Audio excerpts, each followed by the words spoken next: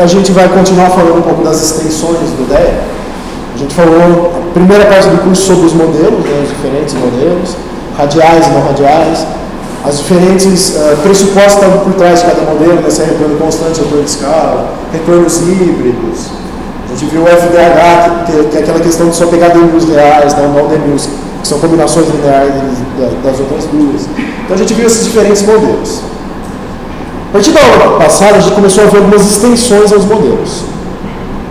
Então, a aula passada foi dedicada a métodos ligados ao DEA para se lidar com dados em painel. Então, a gente viu a análise de janela e viu o índice Malmquist. A janela vai naquela ideia de média móvel, né, de rodar o DEA misturando anos próximos e acrescentando um ano e retirando um. E tentar interpretar os resultados a partir daí, que é uma coisa mais artesanal, mas que também fornece coisas interessantes.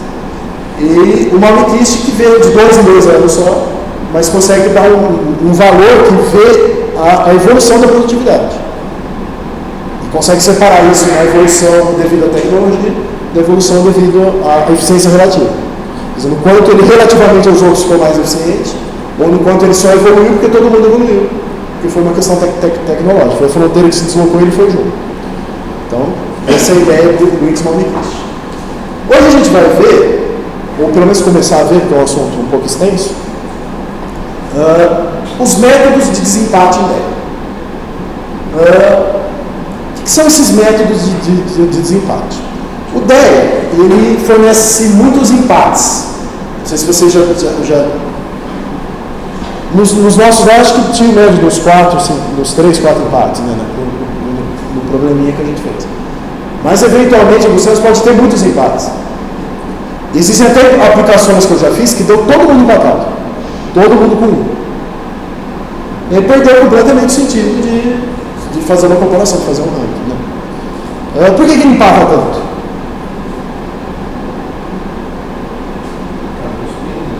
Por causa dos pesos. Ele é muito permissivo em deixar o modelo escolher o peso que ele quer dar. É um problema de maximização, então ele vai dar o peso mais vantajoso para cada unidade. Isso pode levar a resultados que estão um pouco fora da realidade. Né? Por exemplo, ele pode dar peso 0 para todos os outputs e dar peso 1 para um output que ele foi excepcionalmente bom. Isso vai fazer ele estar na fronteira. Mas porque ele está olhando um output só e deixando os outros de lado. Então, os métodos de desempate, eles vieram para tentar compensar todos esses problemas do DEA. Para tentar olhar sobre vários pontos de vista e isso vai fornecer um desempate. Vai dizer, dentre as eficientes, quem é a mais eficiente? E como que eu faço isso? Isso que os métodos de desempate fazem. E a gente vai ver que existem 2 tipos de métodos de desempate. Existem os métodos objetivos e subjetivos. Os subjetivos, que geralmente são, que os mais famosos são as restrições aos pesos, né, que eu coloco, eles envolvem eu colocar alguma informação no modelo. Eu sei de alguma coisa e incorporo isso no modelo. Por exemplo, eu sei que determinado output é mais importante que outro. Então eu coloco essa informação no modelo, através de uma restrição aos pesos. Então eu não vou deixar nenhuma unidade dar um peso maior para o output A do que para o output B. Porque eu coloco a informação que o A é mais importante que o B. Então por isso que é um método subjetivo, porque ele depende do decisor, depende de informações teóricas que a pessoa tem. Os métodos objetivos, que é o que a gente vai ver na aula de hoje, eles fazem esse desempate a partir de informações do próprio modelo, sem a pessoa que está modelando precisar falar nada. Eu não coloco nenhuma informação lá, eu não preciso ter nenhum tipo de informação. O próprio método já consegue desempatar a partir das informações que ele mesmo tem. Aqui tem algumas coisas relacionadas ao Malmquist, ao OT, ao E, a janela. Eu não vou repassar tudo hoje, porque acho que já está bem fresco na memória, né? Vocês fizeram o exercício, então está tranquilo. Mas a ideia é aquela, né, que a janela é aquela ideia de eu misturar vários anos, com média móvel, acrescento 1, subtrai 1, vejo a eficiência, eu monto uma tabelinha e tento analisar essa tabela. Aí eu posso analisar a eficiência média, posso analisar o desvio padrão. Aí eu tenho índices Malmikis que se baseiam naquelas distâncias, né? A distância de cada unidade em relação à sua própria fronteira, ou em relação à fronteira passada ou à fronteira futura. A partir daquelas distâncias eu calculo um índice que mede a evolução da produtividade. Enquanto a produtividade evoluiu de um período para o outro. E aí eu posso fazer essa análise do AT e do AE, como foi feito aqui no artigo. Então, são as maneiras que a gente tem de lidar com dados em painel do DEC. E, inclusive, tanto o Malmikis quanto a análise de janela pode ser adaptada a qualquer tipo de método de desempate. Quer dizer, eu posso usar um modelo de supereficiência, por exemplo, já foi citado que é um dos métodos de desempate, acoplado ao índice Malmikis, ou acoplado a uma análise de janela. Então, ao contrário dos modelos que eu tenho que escolher um, e as hipóteses, as extensões eu posso acoplar todas, né? Eu posso usar várias ao mesmo tempo, misturadas. Então, eu posso usar diferentes extensões aos modelos juntos. Então, hoje a gente vai ver essas extensões relacionadas ao desempate, como separar dentre as eficientes aquela que foi mais eficiente.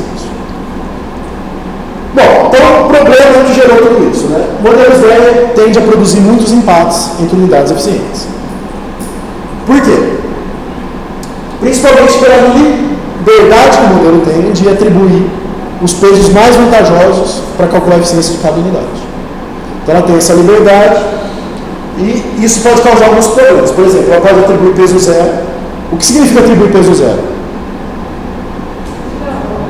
Eu estou excluindo o input ou o output da análise, né? É como se ele não existisse para a análise. É como se eu quisesse calcular a eficiência com 5 inputs, mas considerasse só 4. E ela vai atribuir peso zero para quem?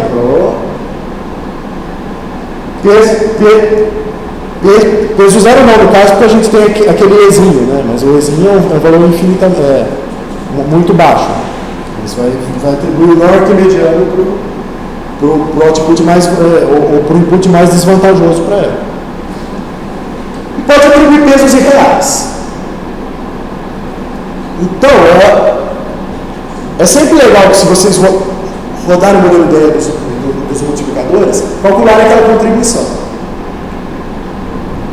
Lembra lá, que é a contribuição de cada input dividido pelo output virtual. Aí você vai ter a contribuição relativa de cada input e de cada output.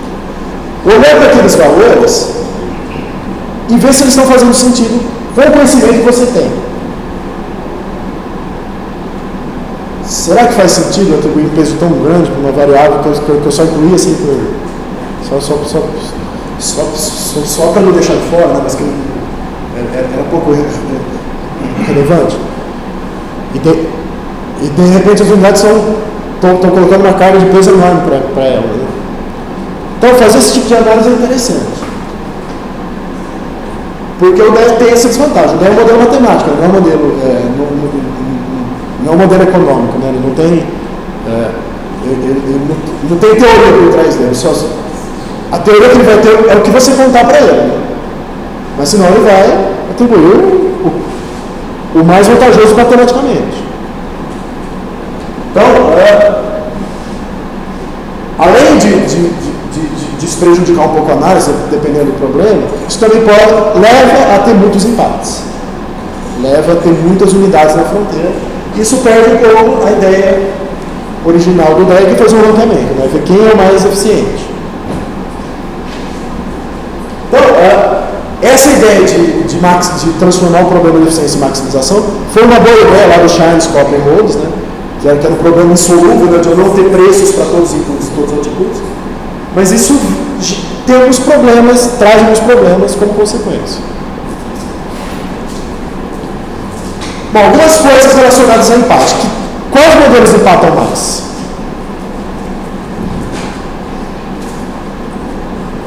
CCR ou BCC? BCC. Por quê?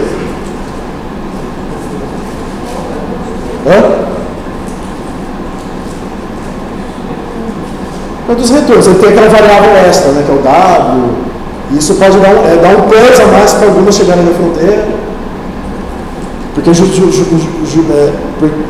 justamente isso, né? É você compensar a questão da escala e dar mais eficiência. Então, o BCC tende a produzir mais empates, e os não radiais tendem a produzir mais empates pela questão da falsa eficiência, né? Pela questão das folgas, né? Que não estão considerados. Então, modelos de retorno constantes empatam menos, e modelos com retornos variáveis empatam mais. Mas todos empatam, né? Porque todos levam esse pressuposto, que nem sempre é real de atribuir o peso mais vantajoso. Então, como lidar com esses empates? Basicamente, eu tenho alguns tipos de métodos para se lidar com empate. Eu tenho os métodos subjetivos, né? Os métodos subjetivos dependem de uma opinião externa, dependem de uma informação externa. Então, a gente tem as restrições aos pesos, que eu ainda vou falar nesse curso, como fazer, e os tipos de restrição que são diferentes. Mas, as restrições aos pesos, além de deixar o modelo mais real, né, com uma informação a mais, ela também tem como efeito colateral desempate. Modelos com restrições aos pesos têm menos empates. Mas isso aqui precisa ser feito muito bem feito. Porque você sempre vai ser cobrado de dar justificativas. O bom do DEA normal é que ele não precisa de justificativa. Porque você está deixando cada uma unidade dar o seu peso mais vantajoso. Então você está dando condições iguais para todas. Todas estão sendo favorecidas. A partir do momento que você limita um peso, você pode favorecer algumas e prejudicar outras. Então você precisa justificar muito bem porque você está fazendo isso. Pode também ter o desempate acrescentando uma DMU fictícia, né? Você cria uma DMU, acrescenta lá, isso acaba gerando um desempate, né? Porque você faz uma fronteira só com ela, né? Todo mundo se desempata em relação a ela. Então isso também é uma coisa, um jeito de fazer. E tem outras maneiras, outras técnicas mais subjetivas, né? Tem uma que chama VEA,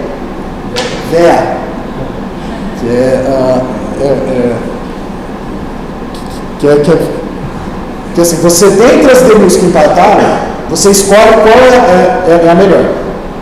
Então você escolhe a mais eficiente dentre as que deram eficientes. Você escolhe pelo seu critério. Pelo seu critério, por isso que é subjetivo. Então você olha lá e fala, eu acho que essa aqui é a mais eficiente, por isso, isso e isso. Aí você roda o modelo de novo, você roda essa ideia, especificando que essa é a sua solução preferida. Então, todo mundo vai ser comparado em relação a essa que você escolheu. Então, isso também vai desempatar. Mas também precisa de um critério subjetivo. E tem os métodos objetivos, né, que eles advêm do próprio modelo matemático. Você não precisa fazer suposição alguma, fornecer informação alguma. O próprio modelo matemático é capaz de desempatar. Então, alguns que a gente vai ver aula de hoje. A supereficiência, foi citado. Foi um modelo que foi criado para se fazer desempate, mas que hoje ele não é tão bom e não é tão usado para desempate. Hoje ele perdeu um pouco essa função de desempate, mas ele tem outras funções que a gente vai discutir. Que é um modelo bem simples, uma ideia bem simples, que vai ser o primeiro que a gente vai ver. Aí tem a fronteira invertida. Também tem uma história interessante, que foi um modelo criado no Brasil. Foi criado lá pelo pessoal do Rio de Janeiro, com base numa ideia de um japonês. Mas eu vou contar essa história para a gente chegar. Mas é um modelo brasileiro, um modelo bem interessante, bem simples, mas ele não é tão usado internacionalmente, né? Talvez por uma questão de Brasil. Mas que ele tem, ele é um modelo interessante, que a gente já usou aqui no grupo algumas vezes. Aí tem esse modelo da avaliação cruzada, que é um dos mais utilizados, né? E também tem uma ideia interessante, mas ele é um pouco mais complexo, ele tem um pouco mais de desafios.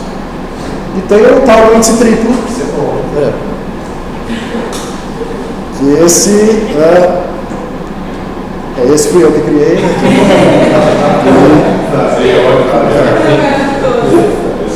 E um publiquei uns 2 anos atrás, né, numa revista de PO. Inclusive vocês vão ver o artigo semana que vem, que a gente discutiu. Mas ele tem também algumas vantagens e desvantagens, né, aqui. Mas que é o mais recente de todos, mas que ainda não foi muito usado mas que eu estou usando em alguns lugares, mas ninguém ainda replicou esse método. Mas eu vou apresentar e ver como eu cheguei nele a partir dos outros, né? A partir das vantagens e desvantagens dos outros. E aí tem os métodos qualitativos também. Então, esses aqui são métodos quantitativos, né? Os qualitativos, eu até cheguei a comentar com vocês, mas que eu posso desempatar também vendo o número de vezes em que a unidade serve de referência para outras unidades. Então, cada DMU ineficiente vai ter os seus benchmarks. Ela vai ter aquelas onde ela pode se espelhar. Então, uma das maneiras que eu posso empatar é contando o número de vezes em que cada unidade serviu de benchmark para as unidades ineficientes. Então, é uma maneira qualitativa de desempatar. E, assim, esses métodos podem dar resultados diferentes, porque eles partem de concepções diferentes, partem de ideias diferentes. Mas a ideia é que todos eles conseguissem dizer qual realmente era a mais eficiente, né? Qual é a mais eficiente dentre as eficientes. Bom, então vamos começar com a supereficiência. O que é a supereficiência? Supereficiência, ela teve origem nesse trabalho aqui de Anderson e Pearson em 1993. E ela consiste em fazer uma coisa muito simples. Vamos relembrar um pouquinho lá do modelo, de qualquer modelo ideia. Vamos pegar o modelo CCR, por exemplo. O que está contido no modelo CCR? Tem a função objetiva, né?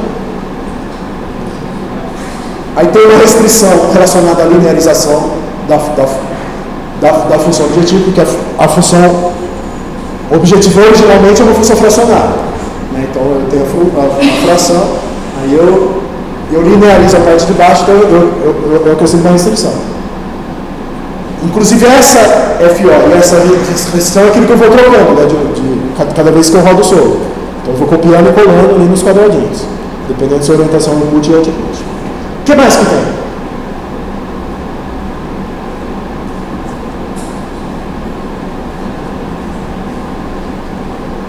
Além dessa restrição de linearização, tem mais o quê?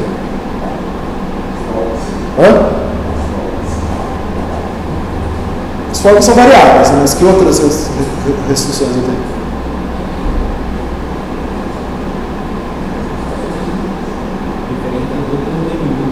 Isso. Eu tenho as restrições referentes às outras DMUs. Quer dizer, eu preciso dar um limite para a eficiência das outras. Então eu preciso fazer com que todas as outras tenham uma eficiência de no máximo de 1. Né? Então é como se eu. Senão o modelo não chegaria a solução nenhuma, né? Eu ficaria procurando eternamente essa maximização. Então eu limito com aqueles pesos que ela vai encontrar, a eficiência de todas as outras tem que ser no máximo 1. O que eu estou fazendo com essas restrições em suma é construir uma fronteira, né? Mas eu estou limitando uma fronteira e estou posicionando a eficiência de uma DMU nessa fronteira.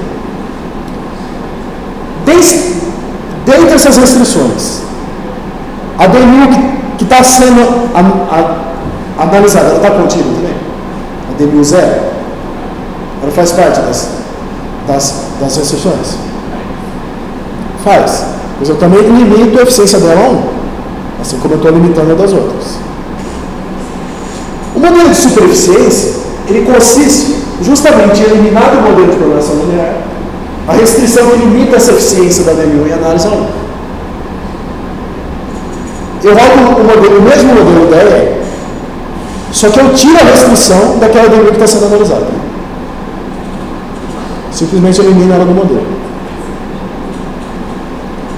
O que isso vai ocasionar? Pode passar de 1. Então, se a DMU estiver acima da fronteira formada pelas outras, porque ela não vai ser mais usada como base para construir a fronteira. Mas agora está parte dessa fronteira. Se ela estiver acima da fronteira composta pelas outras, o que vai acontecer com a eficiência dela?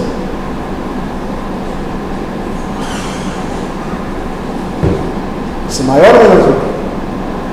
Vai ser maior que 1. Ela vai estar acima da fronteira formada pelas outras. E se ela não for mais eficiente que as outras, ela vai estar abaixo. Uma característica interessante desse método é que para as DMUs ineficientes, o resultado não vai mudar. O resultado da eficiência do ranking vai ser exatamente igual ao do modelo que você rodou primeiro. Mas, para as DMUs eficientes, isso vai desempatar. Algumas vão ter eficiência 2,45, outras 1,89, outras 1,25, dependendo do quão distante ela está da fronteira formada pelas outras unidades. Então, é uma coisa muito simples, quer dizer, eu simplesmente elimino uma restrição no modelo. É difícil de programar porque eu preciso tirar uma restrição e colocar ela de volta. Eu tiro a segunda e coloco ela de volta. Eu tiro a terceira e coloco ela de volta. Então, cada vez que eu mudo o quadradinho lá do lado do solver, eu apago uma restrição. Depois a restrição volta, eu coloco outro quadrado e apago a outra. Então é meio chatinho de rodar. Mas dá também para. Então tem alguns softwares que fazem isso, mas não são todos. Então o modelo passa a poder gerar um índice maior que 1. Quanto mais distância ela tiver da fronteira, maior ela vai ser de 1. Em tese porque tem autores ultimamente que estão questionando isso. Por isso que eu falo que o modelo de supereficiência atualmente já não é tão bom para desempate. Em tese, quanto mais acima da fronteira, mais eficiente ele seria. Mas isso tem questionamentos. Então, como é que é o modelo? Na forma dos multiplicadores. Igualzinho, né? Eu tenho o DMU 0 aqui, os outputs. Aqui eu vou apresentar o modelo orientado aos inputs. Eu lembro que o modelo orientado aos inputs, que aparece na fila, é os outputs. Aí eu tenho aquela restrição de linearização.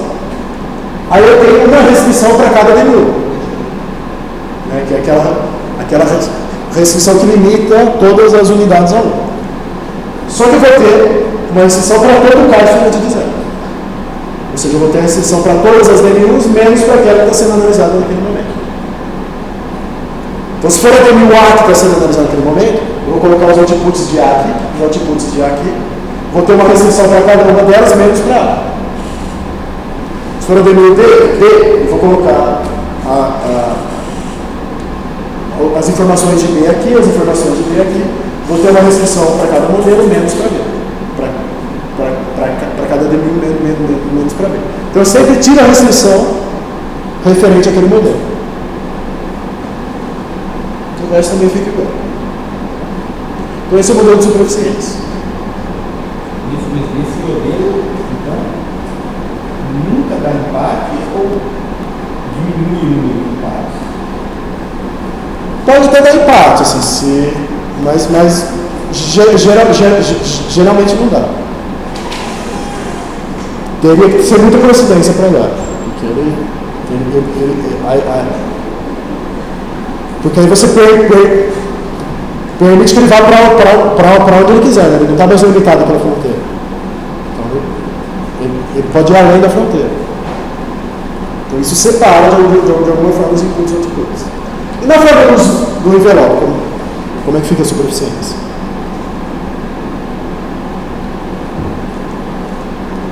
Então, é igualzinho a qualquer outro modelo.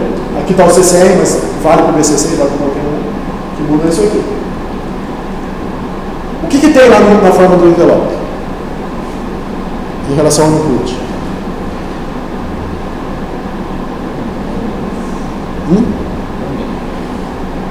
Tem os lambdas. A FO é o quê? Me lembra? De cabeça? Na verdade É só o teto. Então, é minimizar a teto e aqui tem as formas que eu não representei. Porque eu vou mostrar aquele modelo sem as formas. Né? E aí o que muda? O que eu tenho aqui como restrições? Eu tenho uma restrição para cada input, para cada output, não é? Aí eu tenho que a combinação linear dos inputs de todas as DMUs tem que ser menor ou igual que o input daquela. E a combinação linear de todos os outputs tem que ser maior ou igual que a DMU daquela unidade. Fazendo isso, eu garanto que a DMU está na fronteira, que é um conjunto convexo, tem aquelas propriedades. É o que vem. A diferença aqui está aqui, né? Eu vou fazer a combinação linear de todas as unidades, com exceção daquela que está sendo analisada. Eu tiro ela dessa combinação linear. Eu excluo uma coluna do modelo, excluo um lambda do modelo. E aqui também eu excluo também o lambda do modelo, excluo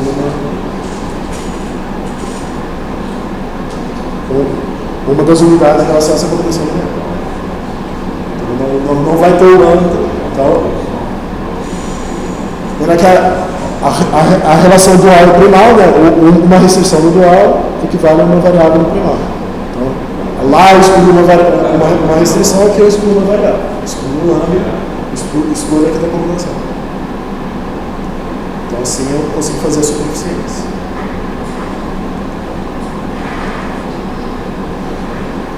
Tranquilo? Simples, né? É trabalhoso, mas é simples. A escola tem algumas vantagens e desvantagens. Ela foi desenvolvida como um modelo de desempate. E esse modelo é bom porque, ao contrário de todos os outros, ele mantém o ranking das DMUs ineficientes. Se eu rodar a fronteira invertida, por exemplo, o ranking pode mudar. Até das ineficientes. Tem uma justificativa para isso, mas ele muda. Aqui não, o ranking das ineficientes continua exatamente igual ao que o DEP propôs. O que vai mudar é só que ele vai desempatar. Quer dizer, ele vai separar quais das eficientes estão mais longe ou mais próximas da fronteira. Então ele é capaz de discriminar DMUs eficientes. Aquelas DMUs que estavam igual a 1, ele vai poder discriminar. Só que ele tem algumas desvantagens de fazer isso. Então, hoje ele já não é mais tão utilizado para desempate. Ele não tem essa indicação mais. E depois eu vou explicar por quê. Mas para que ele é utilizado ainda? Para começar, para a identificação de outlier. O que é um outlier? Quem sabe? É um dado que está completamente discrepante daqueles dados. Em tese, no DER, eu posso usar outliers se realmente for uma unidade muito eficiente. É interessante que ela sirva também de parâmetro, né? E se uma consegue, todos conseguem. Mas eventualmente esse outlier pode ser resultado de um erro nos dados, ou por exemplo,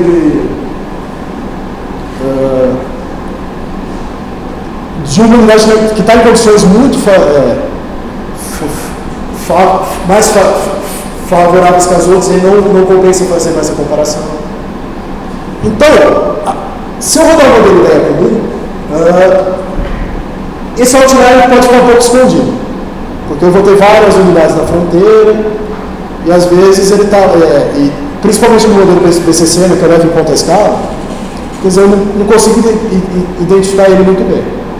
Se eu olhar a supereficiência, aí essa unidade tende a se destacar muito. Por exemplo, eu rodo a supereficiência e todo mundo tem, os eficientes têm 1,5, 2, aí tem um lá que tem que eu chego numa eficiência de 20. Aí é um outlier. Então, a supereficiência era utilizada para poder ver isso. Então, ela tem essa característica.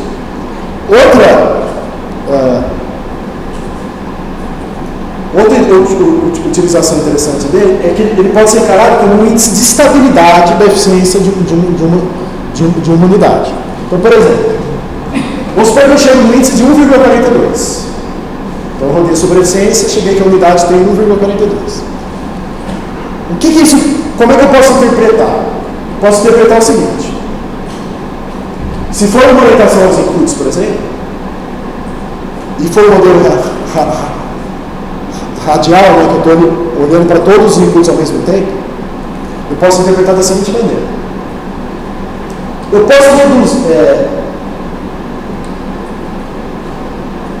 posso aumentar, na realidade não é reduzir, é o seguinte.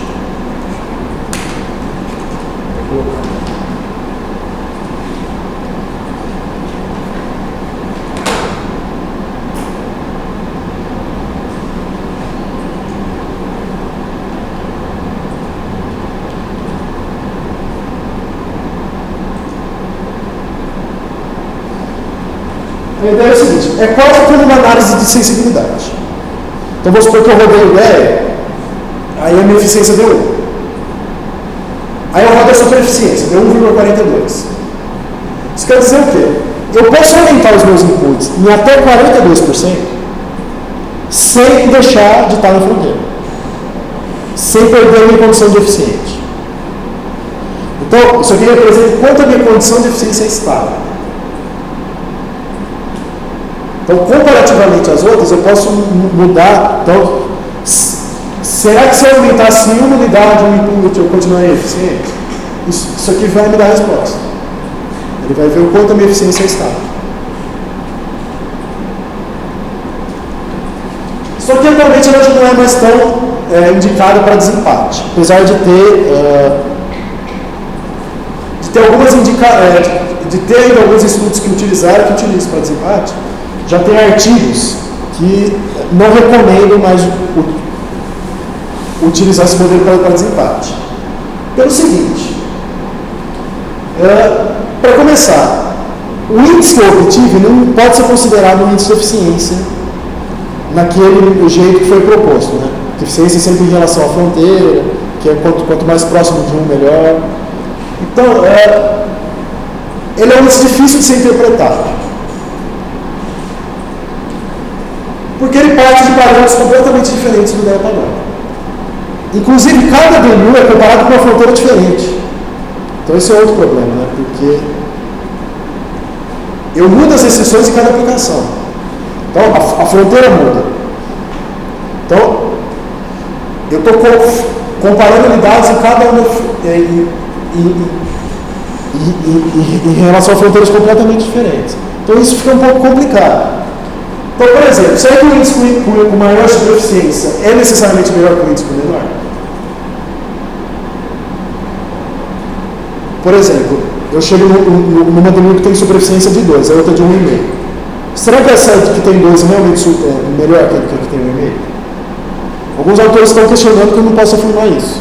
Então, eu parto de premissas tão diferentes que já fica complicado comparar.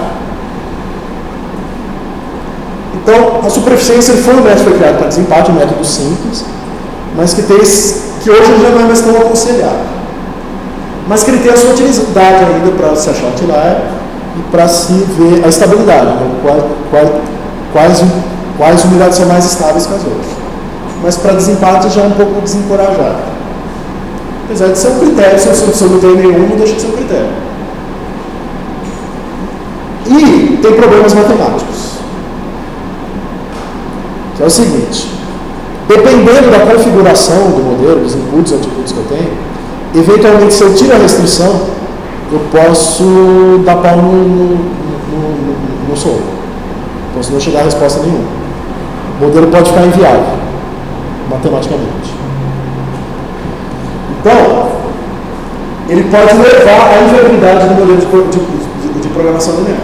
Existem até artigos que fizeram estudos nesse sentido e chegaram até a conclusão que isso é mais comum no modelo BCC do que no CCE. Mas isso é comum.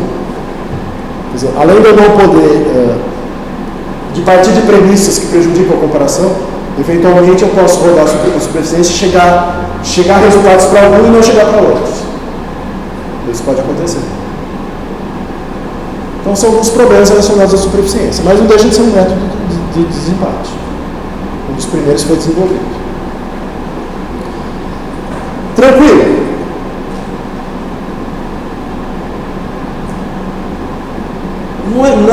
não é difícil, né? Não é difícil entender. Né?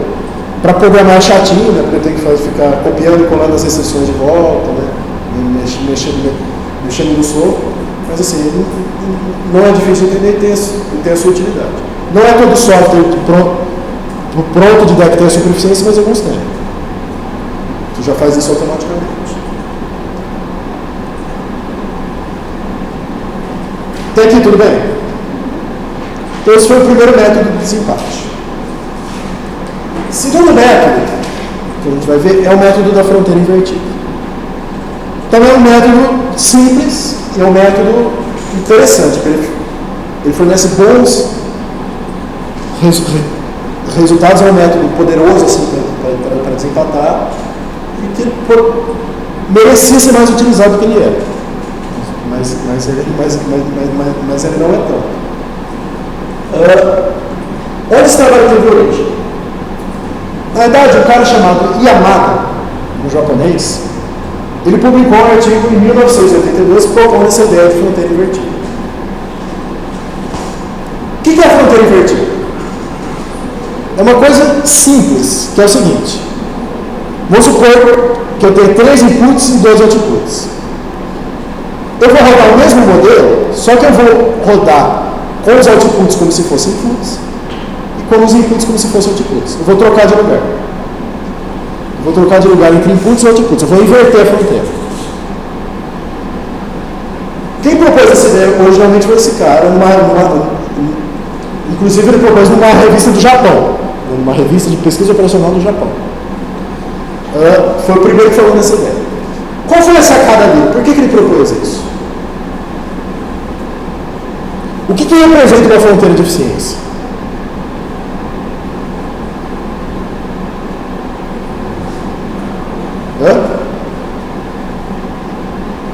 Representa a fronteira tecnológica, né? Mas quem está nessa fronteira é quem tem as melhores práticas. Então, a partir dessas melhores práticas, se traça uma fronteira que representa a tecnologia do setor. Conforme eu inverto inputs e outputs, ele chegou à conclusão que eu vou chegar numa fronteira também, né? Porque o Dash sempre chega numa fronteira, mas na fronteira das piores práticas. Quer dizer, eu vou chegar na fronteira dos piores. E aí, quanto mais longe eu estiver dessa fronteira, melhor. Porque é o contrário do padrão, que quanto mais próximo, melhor. Então ele teve essa sacada, mas não soube muito bem o que fazer com isso. E aí, durante os anos 90, alguns autores fizeram assim, mas ninguém propôs nada muito firme em relação a isso. Lá em 2005, a Leta e mais um monte de autores lá, todo mundo lá do Federal do Rio de Janeiro, né, que hoje é o maior grupo de ideia no Brasil, né, que mais estuda isso, eles propuseram essa ideia de um índice composto. O que é esse índice composto? É pegar o resultado da fronteira padrão e pegar o resultado da fronteira invertida e combinar. Combinar num mesmo índice só.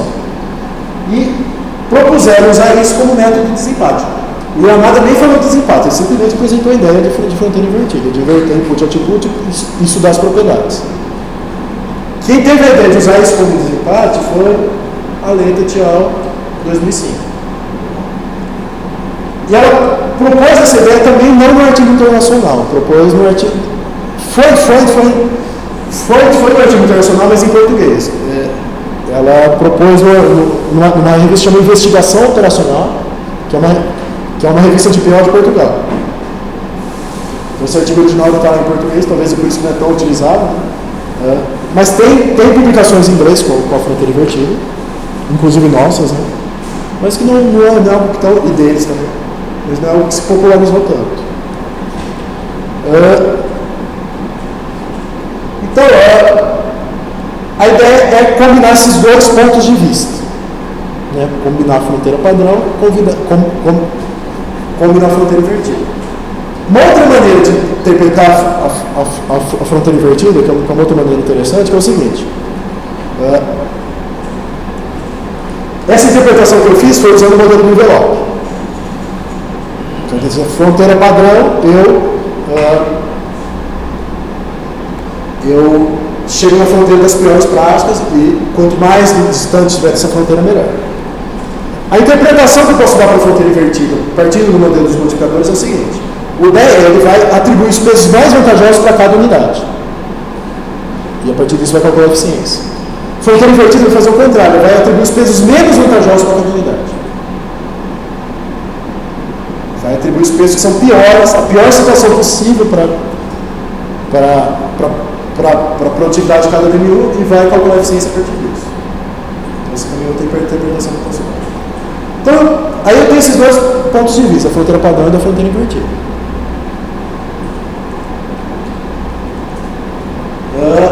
Então, consiste em quê? Rodar o mesmo modelo, só que com os outputs no lugar dos outputs e vice-versa. Trocar de lugar, inputs e outputs.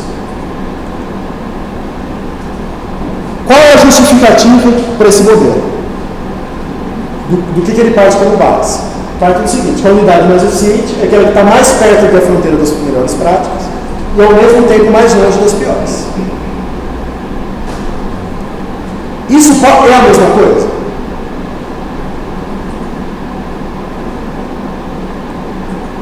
Eu posso ter unidades, várias unidades da fronteira das melhores, que estão a distâncias diferentes da fronteira das piores. Então a ideia é usar isso para desempatar. Qual está mais longe da fronteira das piores práticas? Tentar fazer uma combinação desses dois pontos de vista. Então, foi uma ideia brasileira que, a partir de conceitos já explorados anteriormente, onde usar isso para fazer um desempate. Então, uma outra maneira de interpretar é a seguinte, né? Comparar, fazer uma média da eficiência com os pesos mais e menos vantajosos. Quer dizer, eu vou dar a liberdade para a DMU atribuir os pesos mais vantajosos para ela, só que eu também vou ver como ela se comporta na pior situação possível. Como ela se comporta na melhor, e como ela se comporta dando os piores pesos possíveis para ela. Daí eu vou ver o quanto que isso é discrepante, o quanto que isso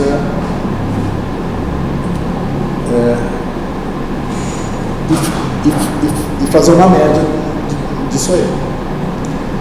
Então essa é a ideia. A ideia é muito boa. Mas, à medida que eu coloco isso na matemática, isso acaba gerando, pode gerar críticas e pode gerar problemas. Então, aqui está a representação das duas fronteiras. Vamos supor que eu tenho um output e um input. O DE padrão vai atravessar essa fronteira aqui.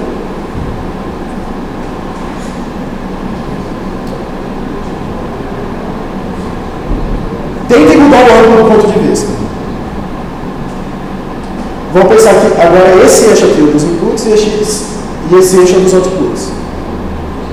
Então eu inverti a fronteira com o B para cá. Qual é a fronteira que eu vou traçar? Essa aqui.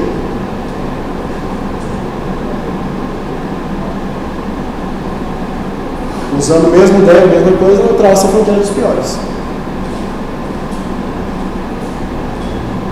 Se eu mudar o ângulo, mudar a orientação, eu traço a fronteira dos piores.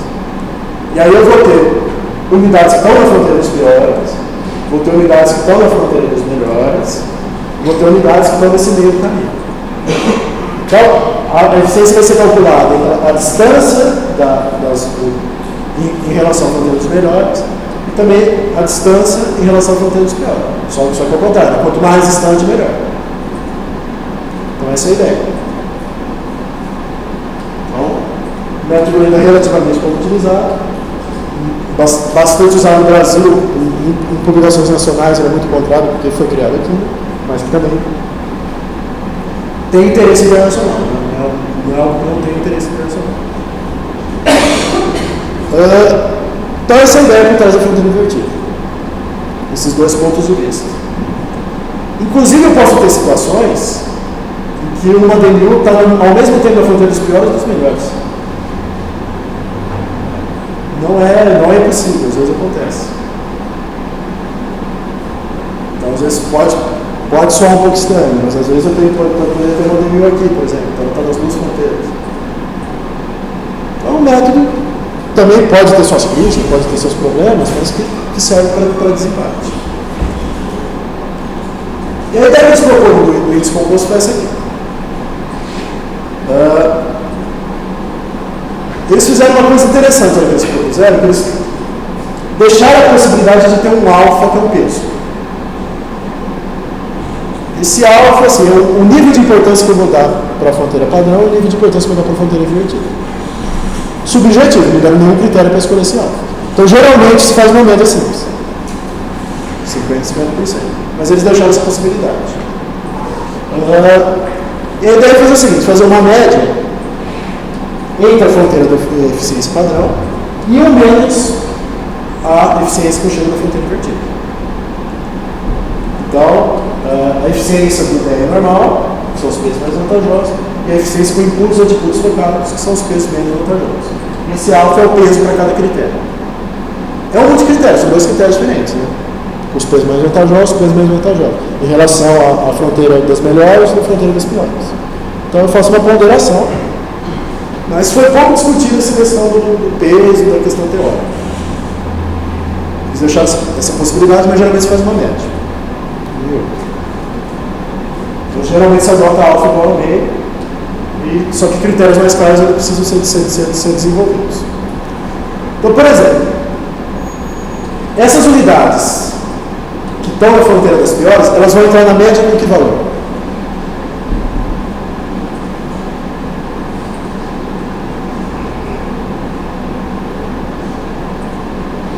Lembrar que eu uso 1 menos a eficiência. 1 menos a eficiência invertida. Então ela vai entrar na média com que valor?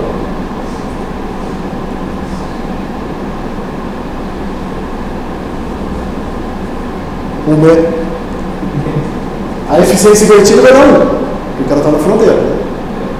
Então ela vai entrar com 0.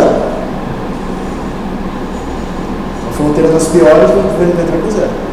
Então, na situação hipotética que ela está ao mesmo tempo na fronteira das piores e das melhores, qual vai ser o índice composto dela?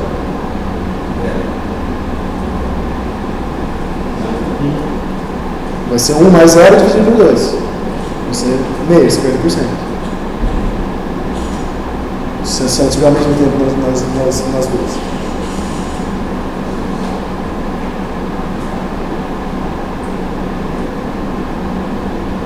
Eu vou rodar o modelo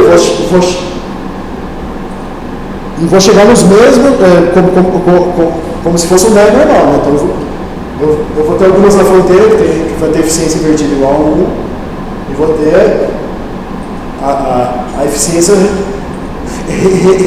relativa à distância dessa fronteira das piores. Só que eu tenho que interpretar essa eficiência de forma diferente, né? Que é uma eficiência que quanto maior, pior. Então por isso que eu faço 1 menos. 1 menos 0. Então para quem está na fronteira, vai entrar como 0.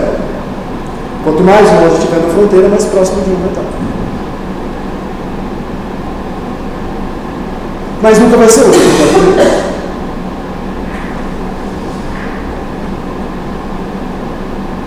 Vai ser 1 só se a eficiência que eu chegasse no 10 fosse 0. Mas isso nunca vai acontecer. Isso só aconteceria se ela estivesse infinitamente longe da fronteira. Não é o caso. Porque ela pode estar muito longe, ela pode estar muito próximo de 0. Mas 0 ela nunca vai ser. Então esses são alguns problemas da fronteira invertida e do índice composto. Né? Mas é um jeito que foi feito para fazer de forma simples. Usando esses dois critérios, usando a eficiência calculada com ideia padrão e com ideia invertida. Considerar esse exemplo aqui. Então aqui eu rodei a eficiência padrão, então eu vou ter algumas unidades na fronteira e outras fora da fronteira. Aqui eu rodei a eficiência invertida, também algumas unidades na fronteira e fora da fronteira. Qual vai ser o índice composto aqui da unidade A?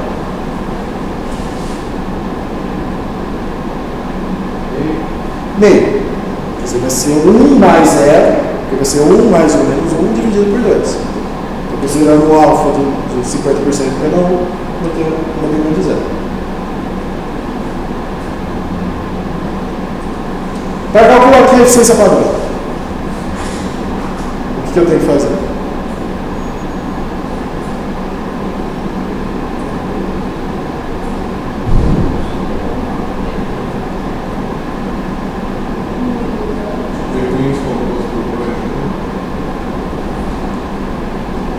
Esse aqui entrou na eficiência como sendo 0,2, 1 menos 0.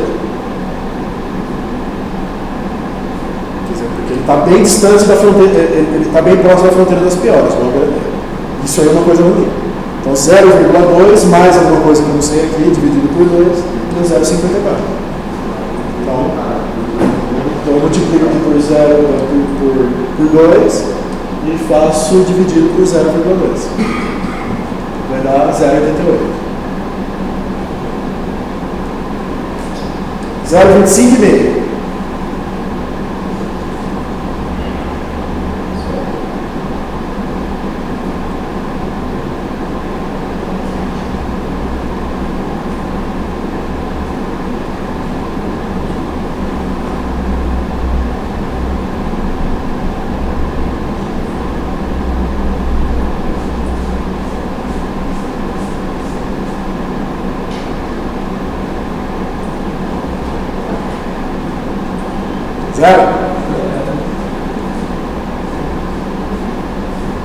Zero.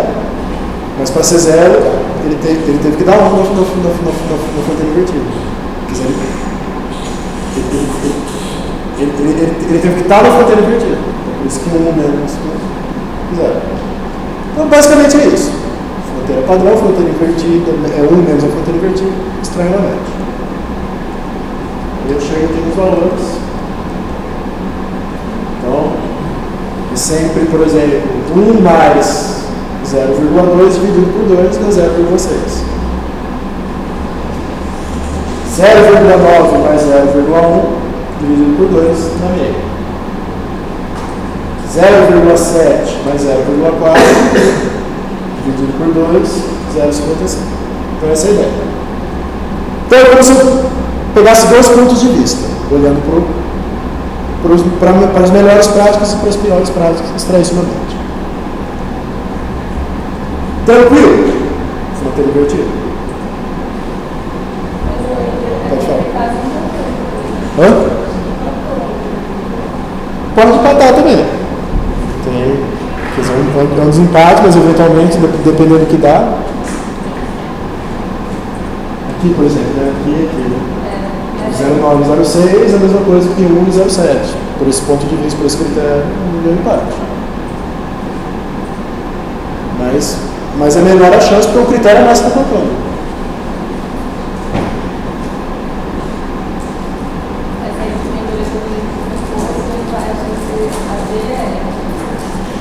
Sim. Aí eu posso perguntar que a B vai fazer o ciente É você que está falando. Não sei, não posso. Ou posso, não sei. Mas aí é como se você falasse que a fronteira padrão é mais importante que a invertida. Não é um pressuposto ruim. Dizer que olhar para os pesos mais vantajosos é mais importante que olhar para os pesos menos vantajosos. Mas ninguém nunca falou isso teoricamente, nunca provou isso teoricamente, nunca propôs nada disso teoricamente.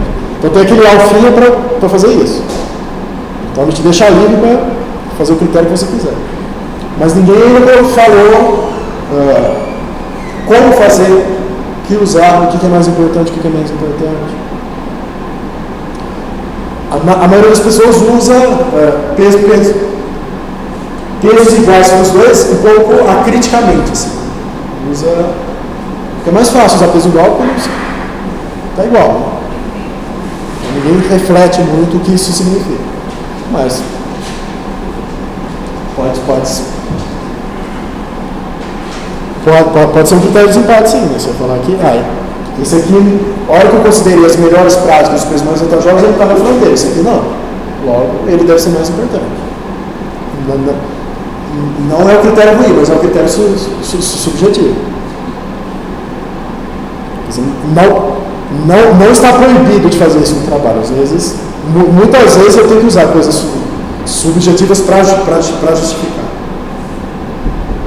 Mas pode exigir um certo trabalho, sabe?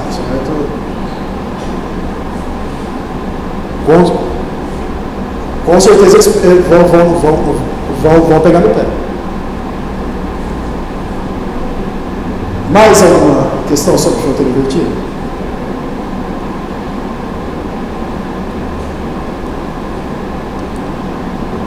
Ficou claro? Tranquilo para reproduzir?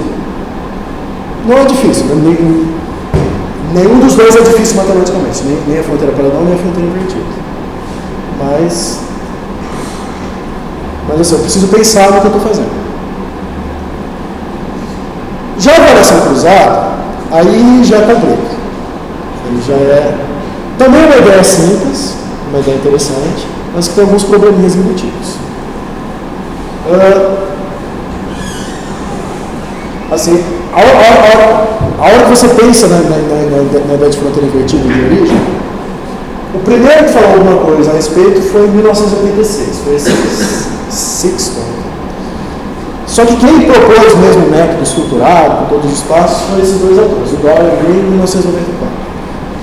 Então, se vocês seguirem o padrão, né, dá para ver que esses métodos de desempate surgiram a maioria no início dos anos 90.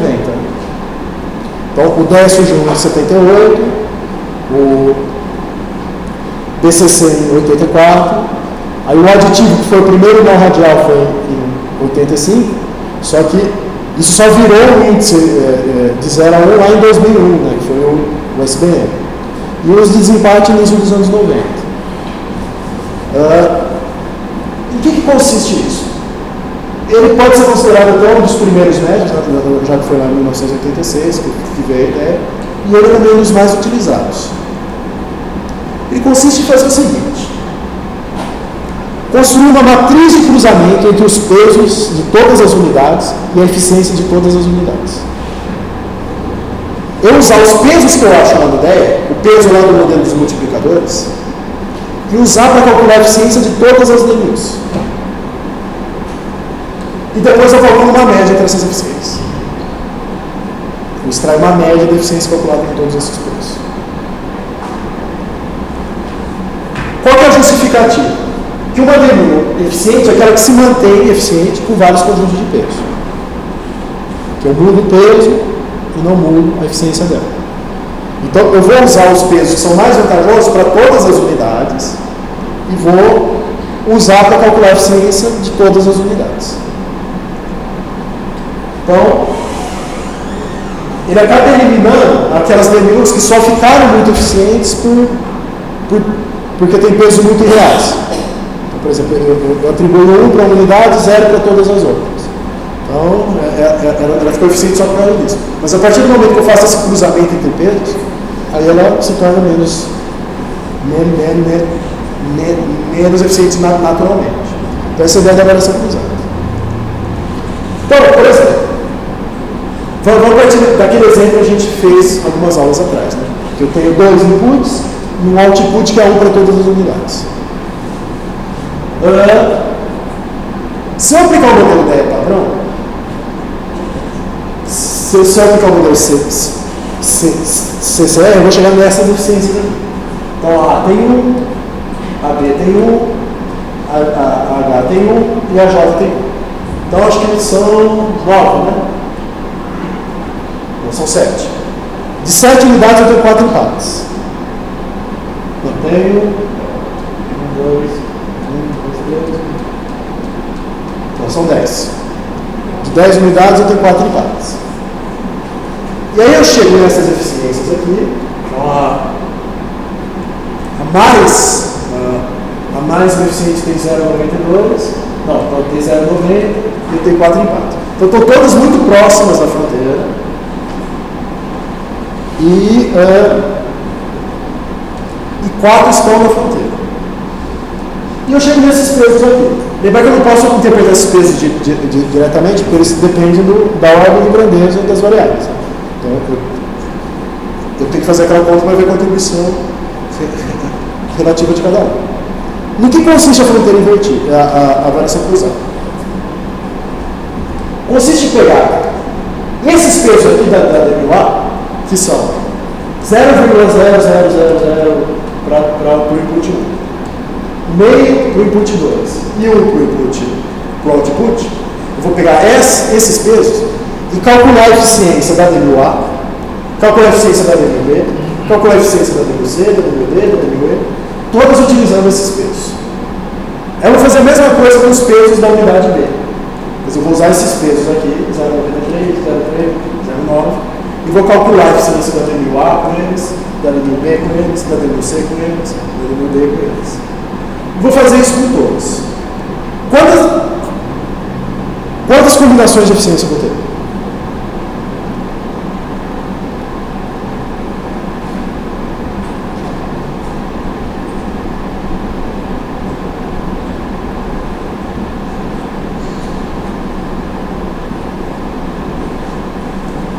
Se eu usar todos os pesos para calcular a eficiência de todas as unidades.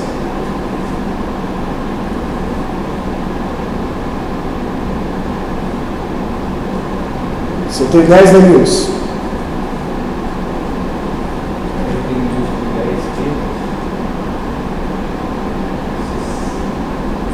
Sim. São 10 para cada um. Né? Então eu vou ter 10 eficiências diferentes para WA, 10 diferentes para WB, 10 diferentes para WC, porque eu vou ter uma eficiência para cada conjunto de pesos. Então para cada unidade eu vou ter 10 eficiências diferentes. No total eu vou ter 100 diferentes. Então, a minha matriz vai ter 100 unidades. Como que eu calculo essas eficiências?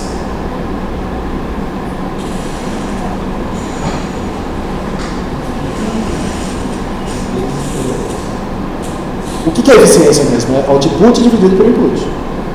Então, eu multiplico peso vezes o output dividido por peso vezes input, peso vezes input. É aquela fórmula geral que a gente viu no início. Que tudo partiu dela. Então, no caso lá que eu tenho um output e dois inputs, é o peso do output vezes o output da unidade, dividido pelo peso do input vezes o input 1, mais o peso do input 2 vezes o input 2. E aí eu chego nessa de DMU K0, porque é a eficiência da DMU 0 utilizando os pesos da WK. Então essa é a notação. E aí eu posso fazer isso e chego nessa matriz aqui. Uma DMU de 10 por 10. Então, por exemplo, a unidade A, eu calculo a eficiência dela com os pesos da unidade A, com os pesos da unidade B, com os pesos da unidade C, com os pesos da unidade D, E, F, G, H e J.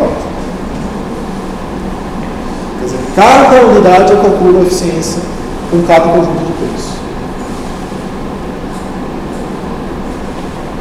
Qual é o maior valor?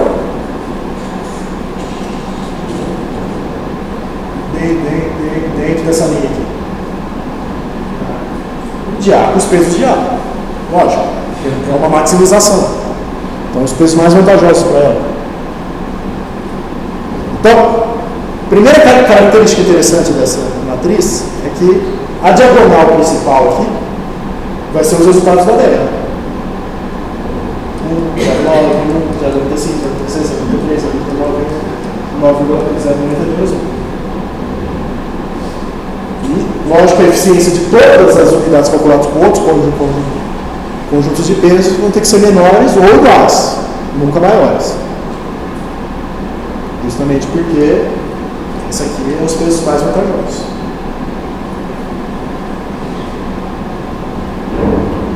Então, por exemplo, com os pesos da J, caiu de 1 para 0,78. E a J é uma unidade ineficiente. Quer dizer, a J é uma unidade eficiente. Mas os pesos dela não caíram muito bem para A. Foi muito bom para A. E a proposição inicial, apesar de ter outras variações, foi usar para desempate a média. A média de todas as eficiências com todos os pesos. Então, vou fazer uma média dessa linha aqui. Então, aí a eficiência que era 1 já baixou para 0,89 à medida que eu fiz esse cruzamento de pesos. 0,90 baixou para 0,86. De 1 baixou para 0,94. De 95, 90. 96, 91. 93, 86. De 1 baixou para 0,93. E essa aqui de 1 baixou para 0,98. Então foi a que menos baixou. Essa aqui foi a unidade que ficou mais estável quando eu consegui todos os conjuntos de peso e médio. Outra coisa interessante, por exemplo, essa unidade aqui não era eficiente, não era. Estava próxima da fronteira, mas não era. Essa aqui era.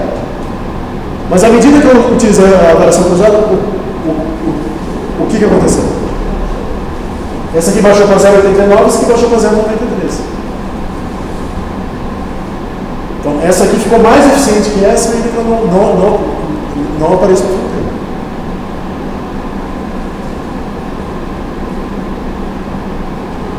O que significa? Como é que isso é possível? Hã? Como é que isso é possível? Possível pelo seguinte: ela foi eficiente porque quando eu utilizei os pesos mais vantajosos, ela se favoreceu. A outra, mesmo com os pesos mais vantajosos, não conseguiu chegar na fronteira, apesar de ter chegado bem próximo dela. Só que a hora que eu experimentei outros conjuntos de peso, essa aqui ficou mais estável. Ó, ficou 0,93, 0,99, 0 bastante. Teve um aqui 0,50, que foi justamente em relação a WA. Essa aqui, por outro lado, já ficou, já teve uma estabilidade maior. Então, a hora que eu fiz a média, aconteceu isso. Agora, está certo fazer essa média? Eu estava pensando. Ou também é subjetivo? Se você considerar que isso é uma comparação de médias, isso tem um desvio padrão associado. Sim. Se você fizer um teste, a nova, por exemplo, multicritérico, Tuck, por exemplo, para identificar se existe diferença estatística significativa entre essas médias, pode ser que não dê diferença nenhuma. Sim.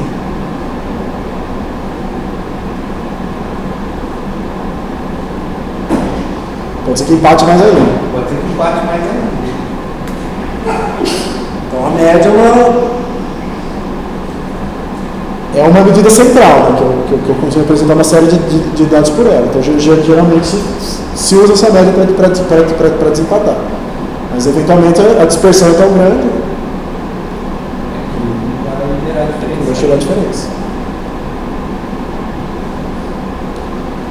Mas, assim, aqui eu tenho um universo. Aqui eu não tenho uma amostra para fazer inferência, né? Quer dizer, aqui está contida a população toda. Então acho que não está correto. Não está correto fazer pela média. Porque eu não estou fazendo inferência. Mas ao mesmo tempo eu tenho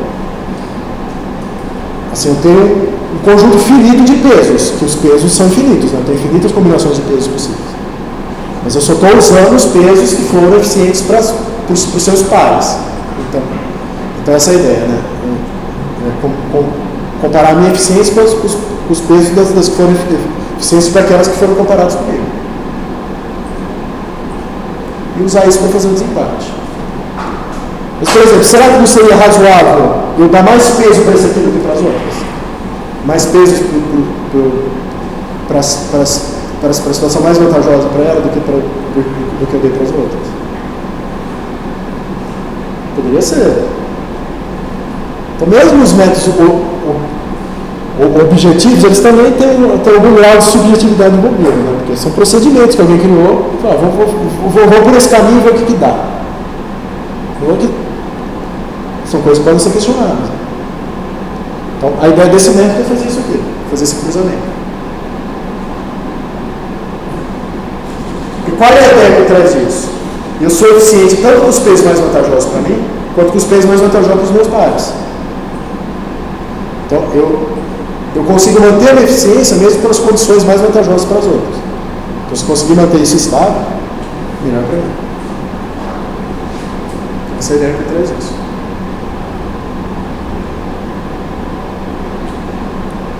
Dúvidas?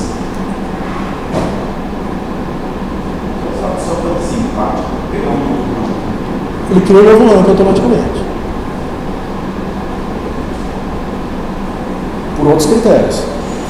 Não mais usando os preços mais vantajosos, mas usando um outro ranking. Mas ele criou aquilo. Essa aqui terá menos eficiente, virou mais eficiente. Essa aqui. Então no ranking mudaram de posição.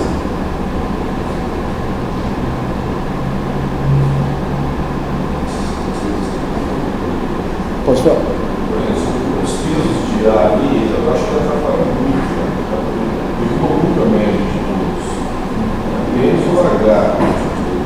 Se eu fizesse, por exemplo, tirasse o. Que leitura a gente faz isso aqui?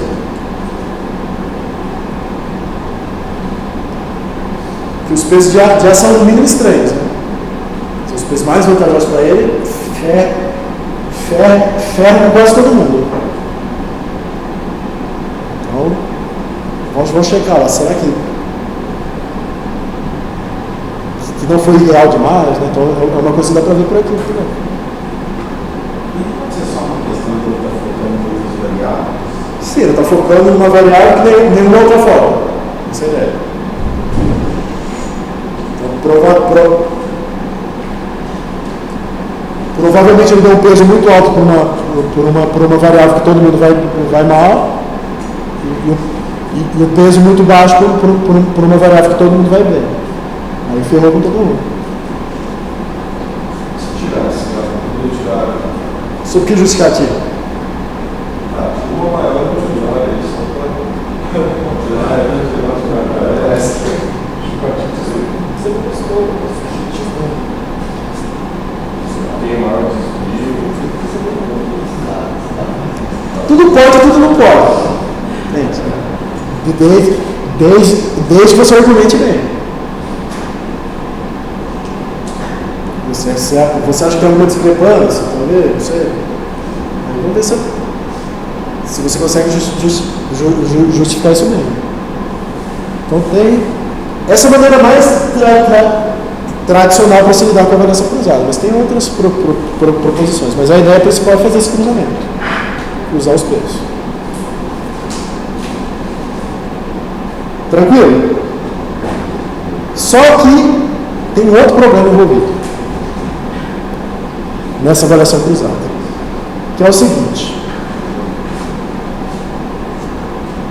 Eu falei para vocês lá no início que eu posso ter várias soluções que maximizam a eficiência de uma unidade. Tem vários possíveis conjuntos de peso. Isso particularmente acontece para as DMUs que têm eficiência igual a 1.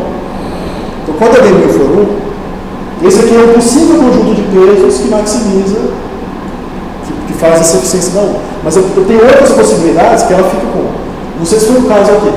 Mas, por exemplo, às vezes até aparece aqui, tá vendo? Ó, esse peso aqui foi o peso mais vantajoso para ela, deu 1. Só que esse aqui também. E esse aqui também, esse aqui também, esse aqui também, esse aqui também. Então são diferentes possibilidades que ela fica com 1. Então, e aí? Como é que eu faço esse cruzamento de peso e faço esse método? Isso é uma coisa que permite eu replicar e comparar se cada vez que eu rodo ideia dá uma solução diferente de peso.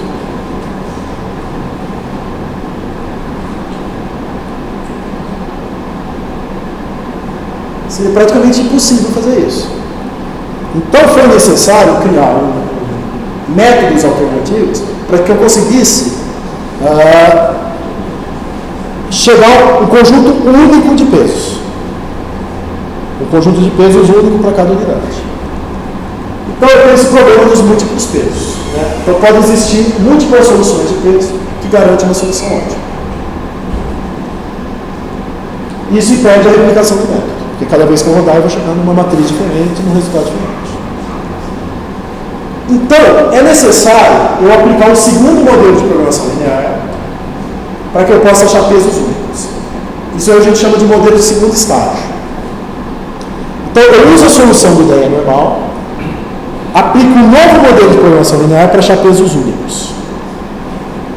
E eu tenho na literatura diferentes métodos para se fazer isso.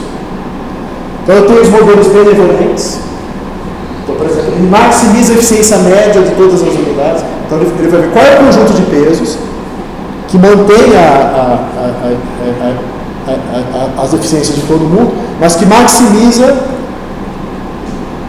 essas eficiências aqui. Então, eu posso usar um modelo de programação linear para isso.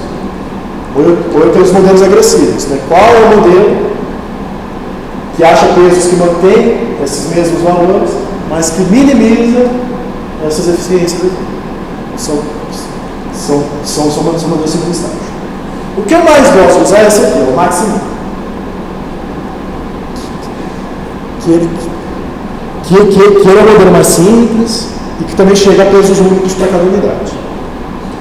Então é o seguinte, a ideia dele é maximizar a menor contribuição. O que é maximizar a menor contribuição?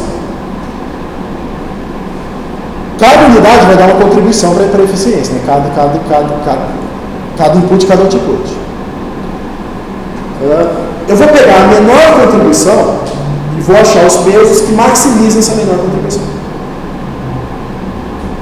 Então eu vou achar pesos que mantêm a eficiência, mas que a contribuição mínima fique o maior valor possível. O modelo tem essa cara aqui.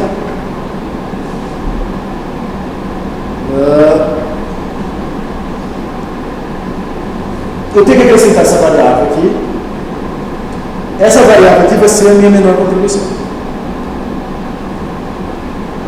E aí, vocês estão reconhecendo alguma coisa aqui?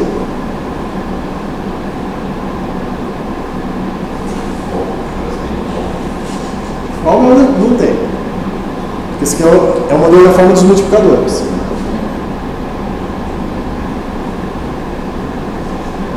Tirando essas duas restrições aqui,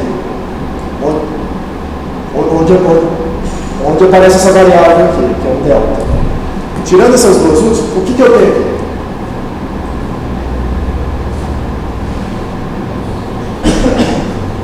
Eu tenho as restrições do DEC.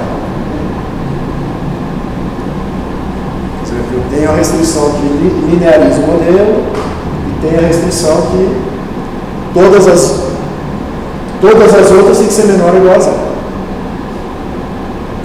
Só que eu tenho essa restrição aqui que antes era a minha função objetiva. A função objetiva não era maximizar isso aqui. Isso aqui virou uma restrição para mim e eu estou dizendo que isso aqui é igual a θ. O que é θ?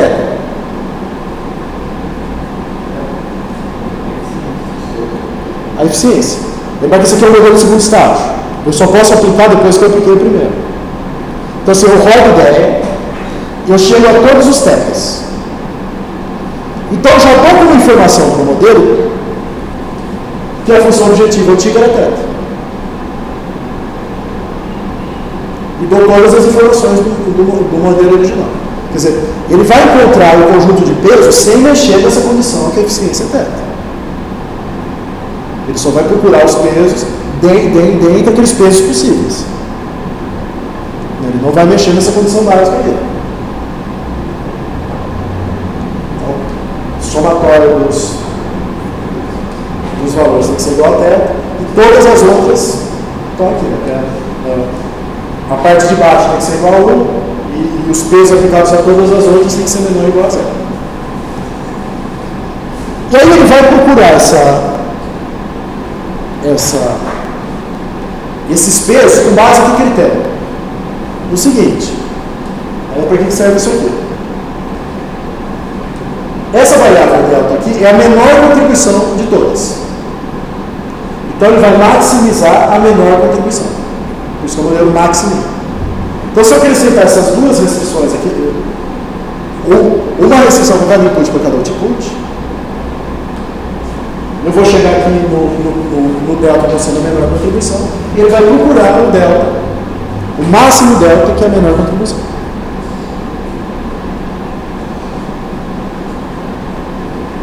Então eu tenho que fazer isso para o método poder ser replicado. Posso fazer isso ou posso fazer qualquer outro tipo de modelo de segundo estágio, né? Mas eu tenho que achar um conjunto de pesos que o DE não me garante. Então, eu fiz, para aquele mesmo exemplo, esse modelo de segundo estágio. Eficiências não mudam e nem é para mudar. Né? Eu parti dessa condição de eficiência para mudar o modelo e achei esses pesos. Então, por exemplo, aqui 0,5, lá deu 0,5. Mas alguns, por exemplo, aqui 0,128, 0,1.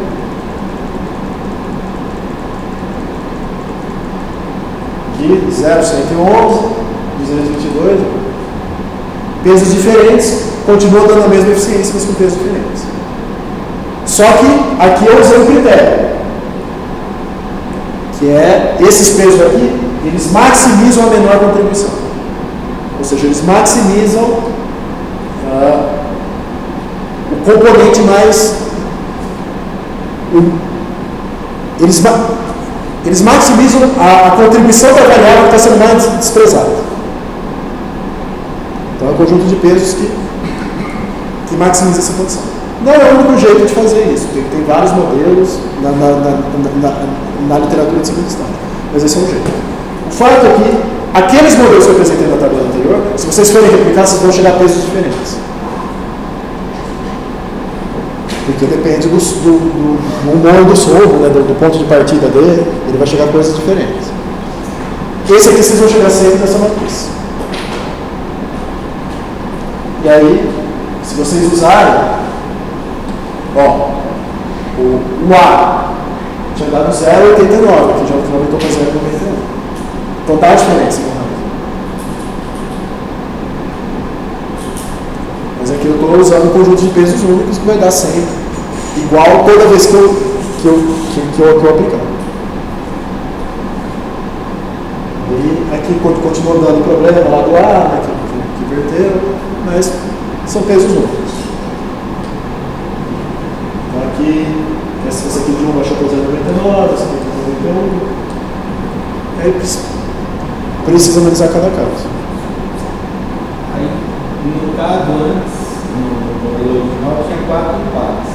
Se você olhar ali, tem 4 empates também.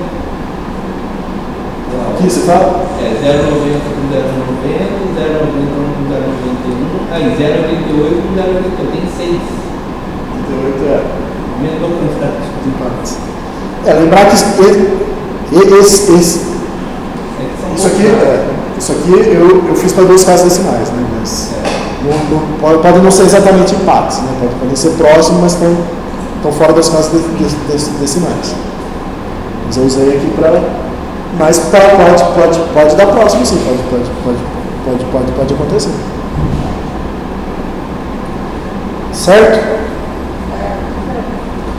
Beleza. Então, o triplo fica para a semana que vem. Não vai ter tarefinha hoje de programar modelo, só um artigo, porque a gente vai trabalhar na segunda metade do ano que vem em programar esses modelos, né? Que exige um pouquinho mais. Beleza. Obrigado.